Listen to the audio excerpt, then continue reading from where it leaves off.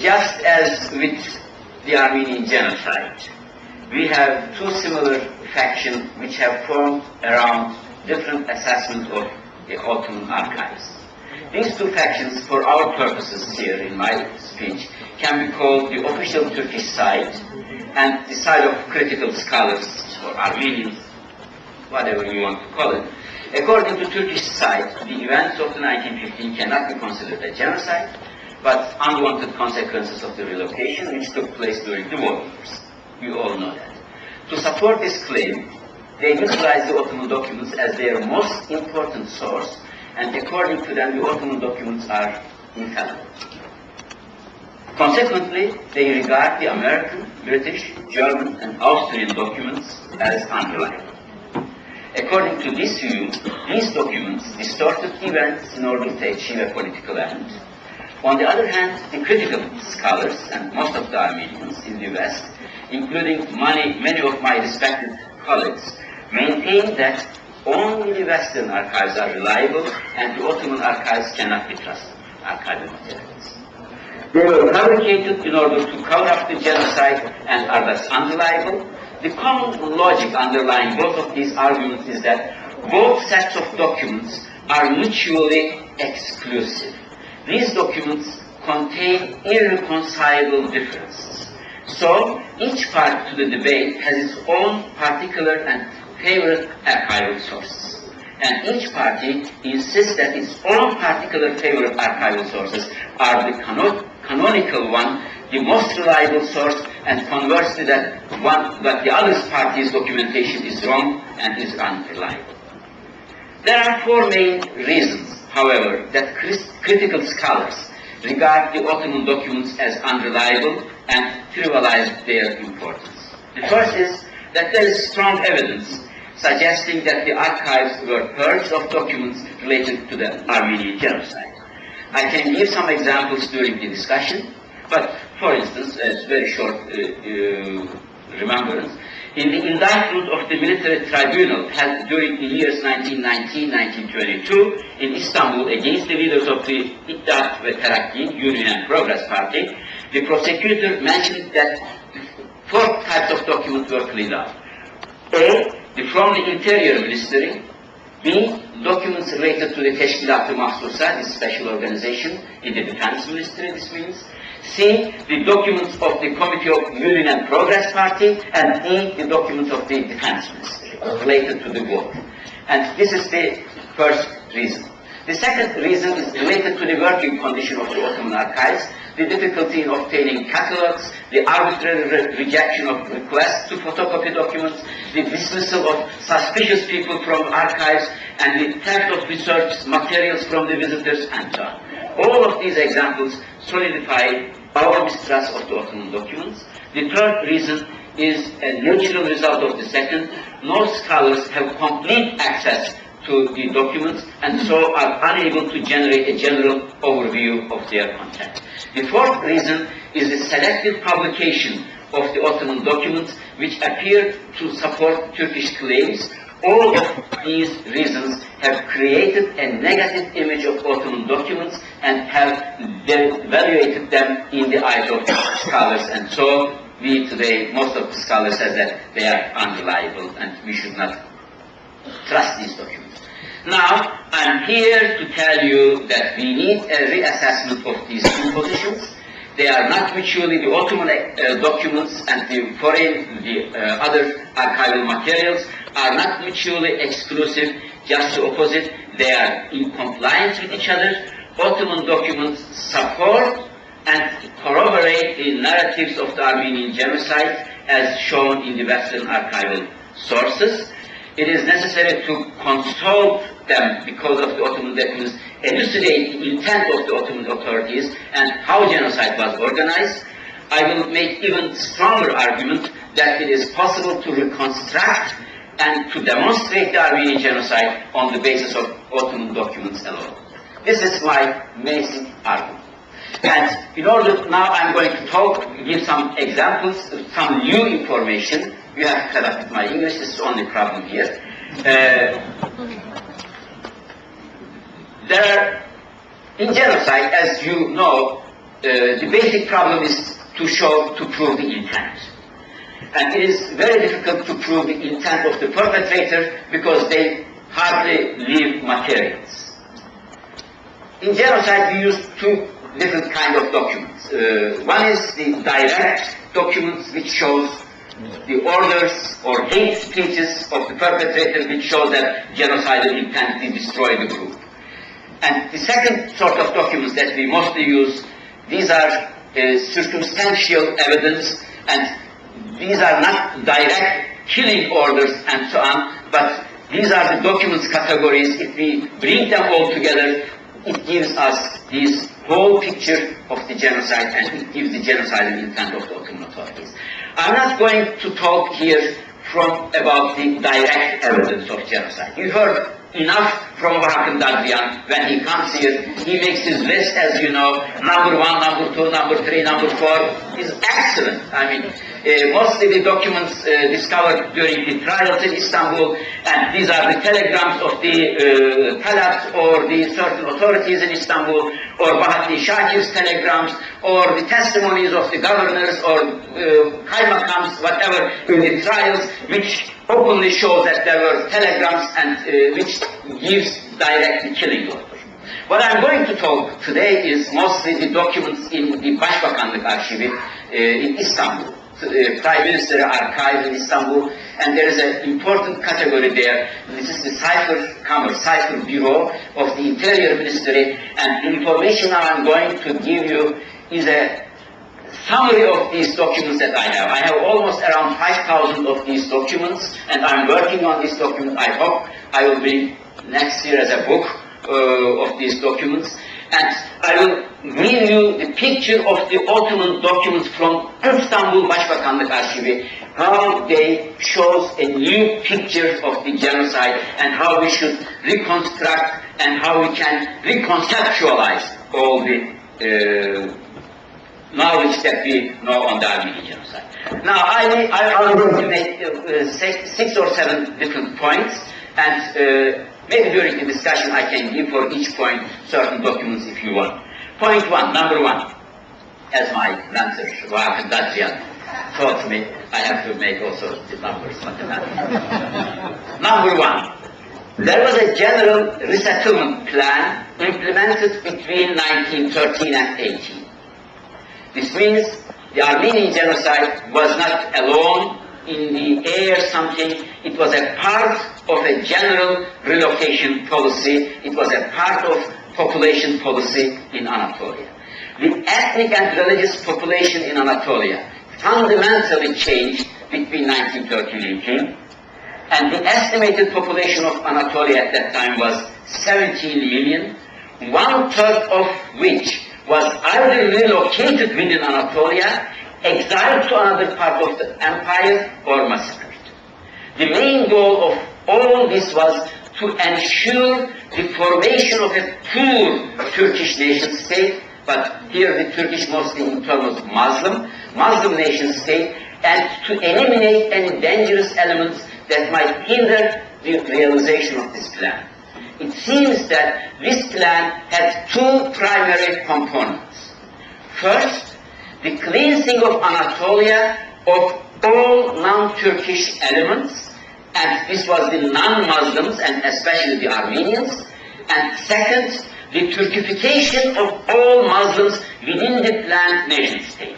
This is the number 1, what we learned from the documents. So this means during this period, we not only have the expulsion of Christians from Anatolia, but also the relocation of the Muslim population, such as Arabs, Kurds, Circassian, Bosnian, within the Anatolia itself. Point number 2. Before implementing this general plan, these are the information that I get from the documents. Before implementing this general new population policy, they created maps of every region, showing the ethnic demographics of each area. During the Abdülhamit period, Muslims in the census were considered to be one group, regardless of their ethnicity.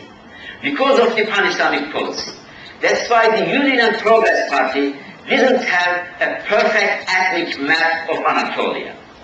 And even though no census was conducted during the period of Ittihat and Terakki, there were regular secret censuses that began to catalog Muslims according to their ethnic origins. We can infer from some Ottoman documents that they had acquired maps of every region, which included ethnic demographics of the inhabitants before the First World War. And not only ethnic maps, the language, the level of education, the culture of each group, the social, detailed education, language and economic situation of the different ethnic groups and their relationship between them. It was asked from center and the answer came, and accordingly they developed these maps. And I have a lot of examples of that. If needed, I can read it. Number 3, the resettlement of the Muslims began immediately after the expulsion of the Christians. We know from the documents that the time between vacating and resettlement was not more than 1 month in some regions. This shows that there were a great deal of preparation beforehand. They relocated the Armenians, they moved the Armenians from Marash, for example. After 1 week, they took the Muslims in these villages. It shows the preparation of the old policies, and this is very important. Number 4, from these documents we can infer that there were 5 basic reasons and 5 different forms of population movement. First, to expel the Christian, especially Armenians, from Anatolia. Second, it was a planned effort to repopulate the villages emptied by non-Muslims. Third, relocate to groups that were regarded as politically dangerous, such as Kurdish and Arab tribes, and as well as to settle insecure elements such as nomads. And fourth reason was a desire to provide sanctuary for Muslims coming in the form from the war zones. It was not planned. Because of the Russian advance, there were a lot of Muslims and they had to resettle these groups also. And fifth, also to relocate some Christian population in the coastal area because of the military reason. Only because of military reason, and this was in the case of Greeks, especially in Western Thrace and especially Black Sea, and it's also very important after end of 1916. Not during the genocide, it is after the end of 1916, beginning of 1970s. Point 5, the main goal of the resettlement policy of different Muslim ethnic groups was their Turkification. This is clearly detailed in the Ottoman documents. In order to achieve this end, Muslim groups were separated from their religious leader and were settled in different areas. Not only were the leaders placed away from their groups, but the group itself was dispersed throughout Anatolia. Before relocating the Muslim group, the government demanded concrete information about the structure of the tribes, their language, and their relation with the Turks in their region. There were telegrams, for example, they say that don't move the Kurds from that region around to Diyarbakir where Arabs are living. We cannot assimilate Kurds when they are living with Arabs together. Move them to Konya. These are detailed documents exist in Ottoman archives. And the term even assimilation is clearly used, that these Muslim groups should forget their language, their culture. It is written as their aim. It is the instruction to the region sent, for example, regarding the Albanians, and it is a telegram sent to the region with 6-7 different points what the local authorities should take care of it when they resettle the Albanian in the regions. Point 6, this is very important. The document explicitly shows that the government ordered the regional authorities to ensure that any relocated groups not exceed 5 or 10% of the original population. It is very important to understand the genocide also. Some scholars, such as myself, knew this 5 or 10% policy from some documents before, and we never believed that. And we originally dismissed them as cover-up attempts. Now, however, new documents from the Ottoman archives indicate that this was a not cover-up, but rather a calculated policy and applied not only to Armenians, but Arabs, Kurds, Albanians, Bosnians, and the others. They should never exceed 5 or 10% of the population in the area that they were relocated.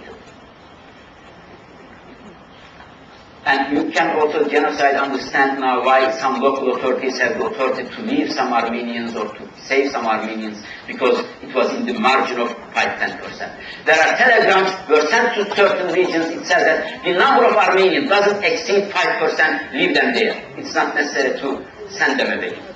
It shows that,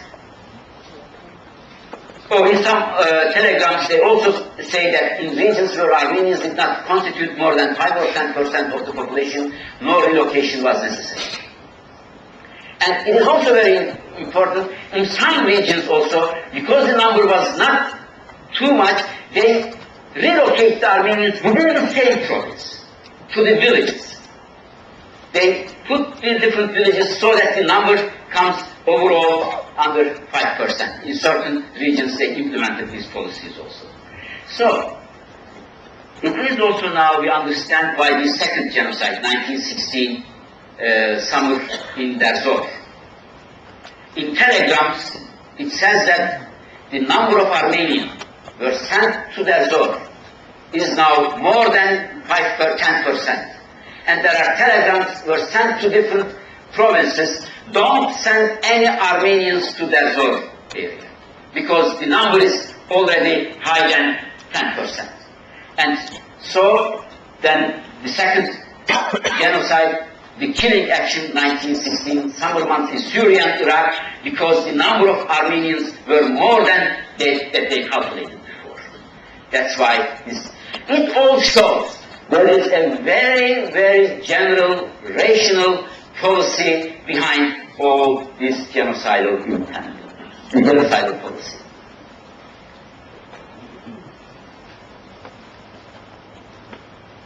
And number 7, the documents, Ottoman documents that I have from Ottoman Başbakanlık Archive, from the Prime Minister Archive, clearly shows, without any doubt, that the Armenians were treated totally different from the other ethnic groups, which suggests a genocidal intention on the part of ruling party. What were these?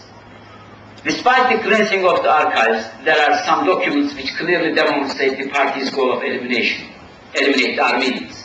Talat Pasha's famous telegram, maybe you all know, Diyarbakir, date June 29, 1915, is well known, in which Talat says that you are ordered to put, the telegram says following, very short, the political and disciplinary measures adopted against the Armenians are absolutely not to be extended to other Christians. This is an indirect way of showing don't kill the other Muslims, the other Christians in the city. And these are the important documents, and which shows this. I mean, from the Istanbul Başbakanlık Archive, there are certain documents which shows this, we call it direct proof for the genocidal intent. It says that, as in these telegrams, but mostly there are other telegrams also asking Sivas, for example, whether Armenians are still alive in the city. But not in that sense direct killing orders. But there are other documents, we call them circumstantial evidence, which prove the genocidal intent of the Ottoman authorities. As you know, according to the United Nations definition of genocide, there are two aspects of it that can be described as deliberately inflicting on a group condition of life calculated to bring about its physically destruction in whole in part, and forcibly transferring children of the group to another group. in Ottoman documents, there are dozens of documents that shows children being taken away from the Armenians and forcibly handed over to the Muslim families and orphanages. The girls were also forcibly married to Muslim men. There are telegram says that take the girls, send to the villages where the Muslim lives, and get them married with the Muslim boys. This is, according to United Nations definition, is a very clear description, taking away the children and get forcibly marriage of the girls. And there are a lot of documents in that regard. Another important source that shows us the genocidal intent of the Ottoman authorities is the documents related to the confiscated properties. What happened with the Armenian properties? The genocidal intent can be shown very clearly because of that documents. Some scholars who openly support the official Turkish position and say that there was no intent of the killing of Armenians, they have been quoting the various provisional laws, regulations and orders that were issued in the context of the Armenian deportations. It is claimed that the Armenian properties were taken under the control and security of the state and that the owners were compensated. If you take Yusuf Halaçoğlu's book in Turkish, you will see the numbers of the documents. He never quotes from the documents, but he gives the cipher numbers, the documents number from the Ottoman archives and says that Armenians were compensated. Indeed, there were different edicts, regulations and temporary laws concerning both confiscated properties and plans for relocation. The first one was made by the State Cabinet on May 13, 1915, and was expanded by the Dahiliye Nezareti İskani Asayir and Muhacirin Müdüriyeti, Interior Ministry, Directorate for the Settlement of the Tribes and Immigrants, and implementation began on May 31, 1915, when it was published in a manual consisting of 15 sections. A second manual consisting of 34 separate sections related to the same subject matter would be published on June 10, 1915. And more regulation would be issued at a later date. The most important of these was issued on September 22, 1915. This law made several modifications of the law May 13th law and amounted to the liquidation of all property owned by Armenians. And the denialist thesis, quoting all these laws, saying that Armenians were compensated according to this law. In a sense, according to these regulations, new settlements were to be established by the government, which would provide land, housing, agriculture, equipment, seed, grain, and other necessary supplies. The possessions and personal property or valuable left behind in their hometowns were to be returned to the Armenians. The remaining olive, berry, and orange groves, gardens, storefronts, I'm reading from the documents, inns, factories, depositories, and like immovable properties would be sold by the way of auction, or its rental equivalent would be paid. In short, revenues obtained from the sale or lease of the properties will be paid back to their rightful owners, and so the Armenians were to be compensated for the properties which they left behind.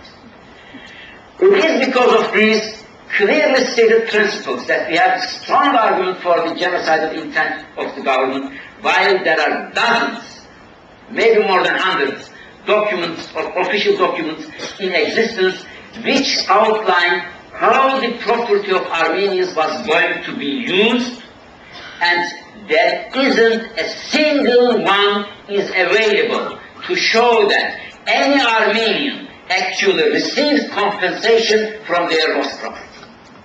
It is very important. There is, if the intent had been as stated to have the Armenian resettled elsewhere, there would have been proof of it in the archival documentation. There have been hundreds of Ottoman documents made available for the usage of confiscated properties, but not a single one to prove the official Turkish position that the Armenians were compensated for their financial losses. And what are they? How they use the confiscated properties. There were 5 basic ways of using these resources. First, Armenian properties were distributed among the Muslims in the region to create a Muslim bourgeois. It is written. Give them to make them tujjar, to make them handelsmen and so on, merchants. For example, there are a lot of telegrams. I'm not going to read you the telegrams. The second, properties were given to Muslim immigrants who resettled in the Armenian villages. And Muslim, it was the first priority. In some cases, they, for example, gave the Armenian properties to the bourgeois people, to the merchants. And the new resettler came there, the Muslims, and sent a telegram. Take this property, gave them Muslims who came there. They are our first priority. This is the second way. The immigrants should receive preference in receiving empty homes, and they should not be charged for the distribution of clothes, etc. Third, it is also very important. The document shows very clearly. Orders, they were used, the confiscated Armenian properties were used to cover military expenses during the war. They financed the war through Armenian properties. There are a list of elements that they sent to the regions. Buildings. Which buildings should have to be given to the military? Or the properties from certain, how they call the products from the land. It must be given to the military. There is a list of it. Fourth, Armenian property was even used to fund their deportation.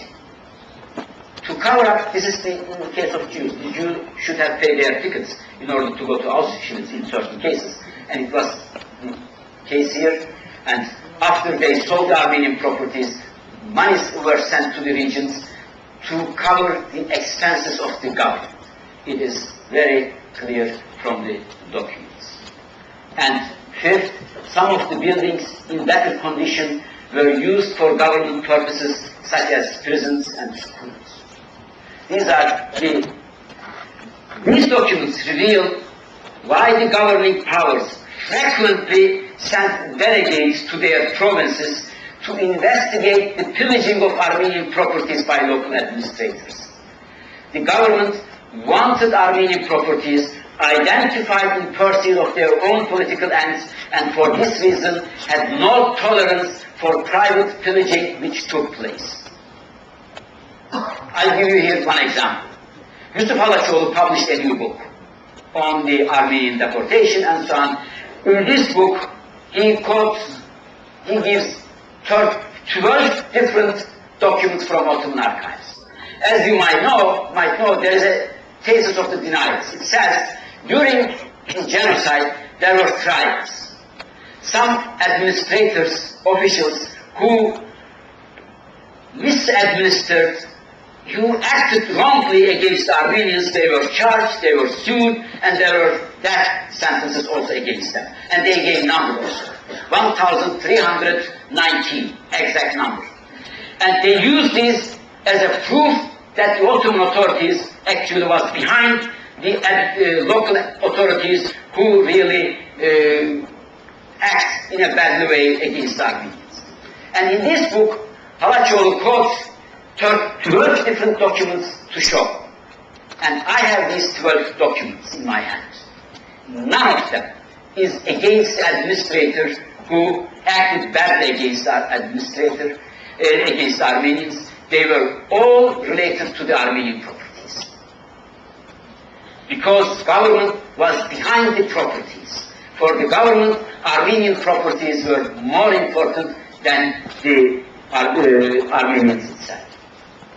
These are the basic information that we have now from the Ottoman documents, which clearly shows the genocidal intent of the Ottoman authorities. What are the other? Let me mention one or two and then finish here. The control of the central authority. As you know, this famous denial thesis says, yeah, government couldn't control the region, and there was a civil war, some says, and they were killing each other, attacking each other, Muslim, Christian, and so on, and the government had no control. According to the documents that I have in my hand, the control are very strict. Even the fate of individuals has been followed up in Istanbul by Talat personally. I give you one example. End of 1916, from Izmir, everyone says that there were no deportations from Izmir. It's a lie. There were deportations from Izmir. Oh, the Ottoman documents clearly show that there were deportations from Istanbul and Izmir. The number of Istanbul deportees may be around 30,000. It is according to the Ottoman documents. And the example that I'm going to give you is that the Izmir deportation, from Izmir, end of 1916, they sent 256, the number is exact, and 256 people to their door. And telegrams, each city is on the way, whether these 256 people arrived at their target. And he followed up until their door. And there are one case. The 44 Armenians who were deported from Aydin end up in Marash as 28. And Talat was asking, where is the other guys? Where are these 44, 28, 16? Where are they? Find them and send them. It shows very strict control of the central authorities. And this shows that, and there are also some telegrams that we will increase our knowledge about the Armenian resistance. There were a lot of Armenians escaped during when there is a report of Trabzon governor Cemal. He made a list of the events in his region. How many Armenians escaped from the convoy, and where they were hiding, and how they were killed. In certain cases, Armenians who escaped from the convoys, they hide themselves in a house and they burn the house. It is in the documents. This is from Governor Azmi's telegram to Istanbul. The documents shows us a very clear picture of the development. Another example, how they treated the Armenians differently. There were, as you know, disease and all sorts of disease during that period, and the famous Ottoman argument, the denies argument is, it was not the intent of the government. Because of illness and disease, they passed away, they died.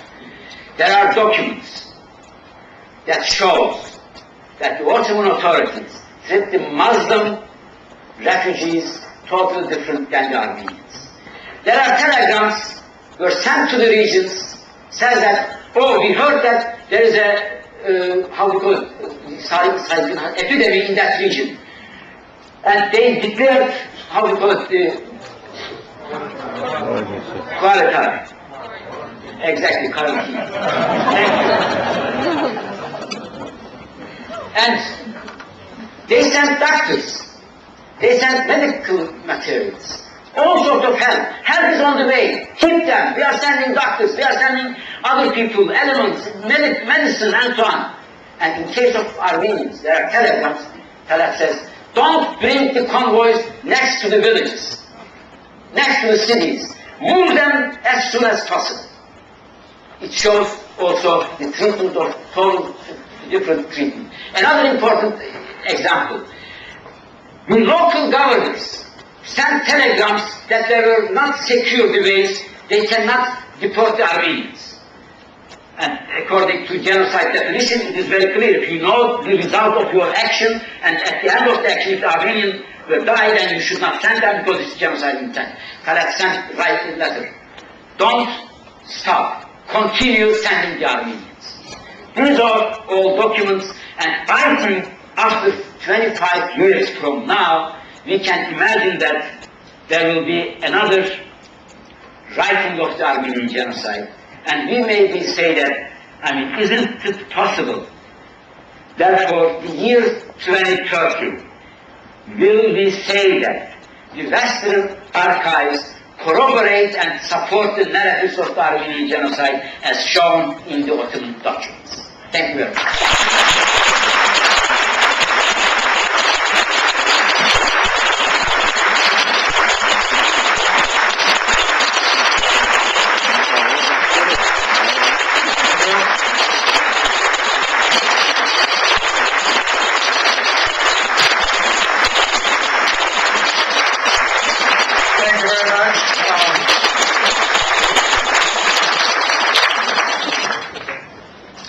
The applause takes away from his time, so we want to give some time to. Thank you, Professor Akçam, for the revealing, interesting talk that brings us new information and opens a lot of questions. I didn't ask earlier, if you have a question, I'm asking that you write them out on the cards, make them very short and print very clearly so we can read them.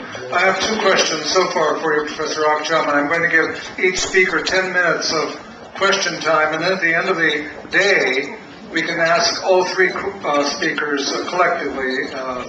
The two questions I have so far, one is the evidence, and I have this evidence as well, and probably you've seen it, the British, way back in 1918, were saying that since the Young Turk government knew that it was going to be defeated, it was cleansing the archives of all the evidence of the Armenian genocide as much as it could. And that if the denial has gone on now for 90 years, the question is, how is it still that there's so much evidence relating to the genocide? That's number one. And the second question that I have asks about the Armenian labor battalions. Is there evidence in the archives about the exact fate of the, what do they call them, Taburi.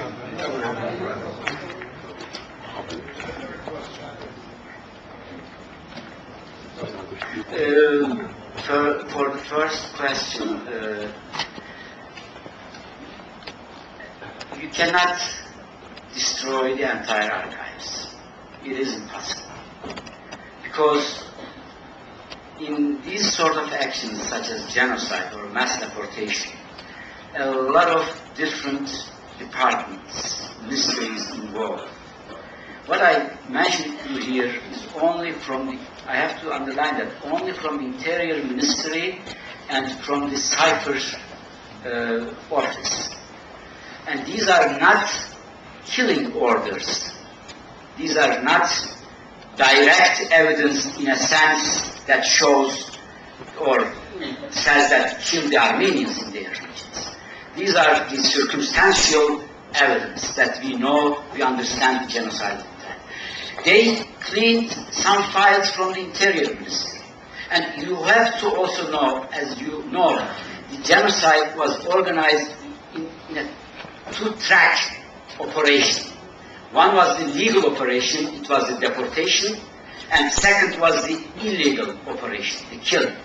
And killing operation was organized through the party, and the orders to the region either were sent by individuals, and these were the party secretaries. You listen from Vakın Dadyan enough of these party secretaries. They brought these orders to the regions and showed to the governors, and in some cases they burned the documents. And now what I'm talking here, these all the legal aspects, the legal deportation and the documents related to the legal aspect. So it is impossible to clean up every department and every document, and there are a lot of materials there. This was the reason why they created a lot of problem to access scholars to go and work. And I'm sure that we are going to get more and more information from the archives. And this is the thing. They cannot clean the entire, because very simple, why? When government send a telegram to Istanbul, it comes in a first one place, and according to that they make copies and distribute to different departments, related departments. Then you have maybe 10, 15, 20 different copies of the same documents. And so it is possible to find more. You cannot find the smoking gun. But genocide is an issue that we bring the documents and make we construct from different documents and events.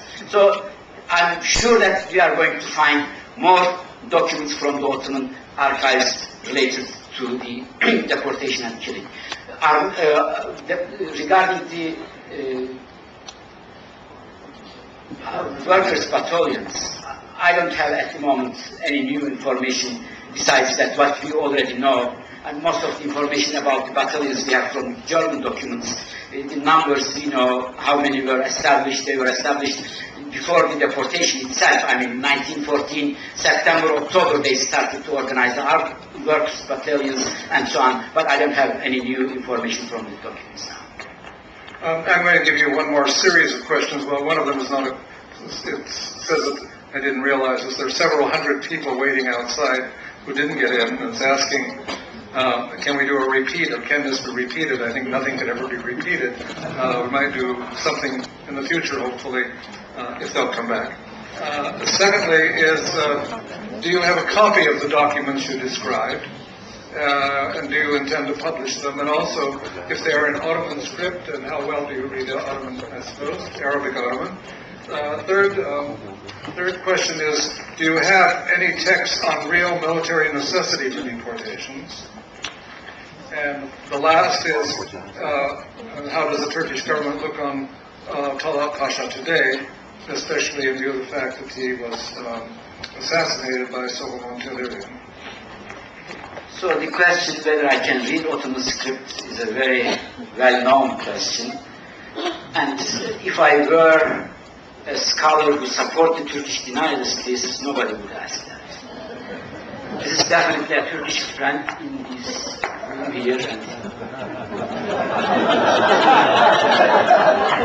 I will tell them two different things. First, he should go and ask Hikmet Özdemir. He is the chair of Armenian Studies in the Türk Tarih Kurumu, Turkish Historian Society, and ask the question whether he can read the Ottoman script. After that, I will give the answer.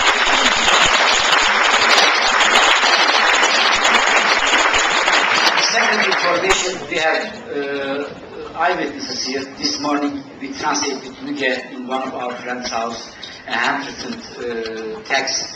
It was in Ottoman, and we translated, and there are eyewitnesses here in Ram. If necessary, they can testimony. And the other question was, military necessity. The genocide and the military necessity. This is an argument that says the deportation of the Armenians was a necessity of the war. And this is not a valid argument. You cannot explain, if it is the military necessity, why you removed the Armenians from Konya, Kayseri, Burdur, Izmir to the war zone. Iraq, Syria, it was the war zone, and the British were there, and it shows that it was not the military and reason. And I have another document. This is the official document, a letter written by Talat Pasha. It is dated 13 May 1915. It was, 26 May 1915, written from the Talat to the Sadrazam, Prime Minister, and Talat openly says in this note that the solving of the problem was planned ahead before. And he said that it is time now to bring an end to this issue, to this question. This is the document that I used in Istanbul conference, because if you were to translate the document, it comes final solution in English. And I was attacked by some Turkish journalists, and they put this as a critic in the newspapers, that I make an analogy between final solution of the Jews and the Armenian case. It is in document how Talat uses the term. Bu işe bir nihai son vermek. This is the documents in that they use. So military purpose, military necessity was not in their mind when they organized the genocide. Thank you very much.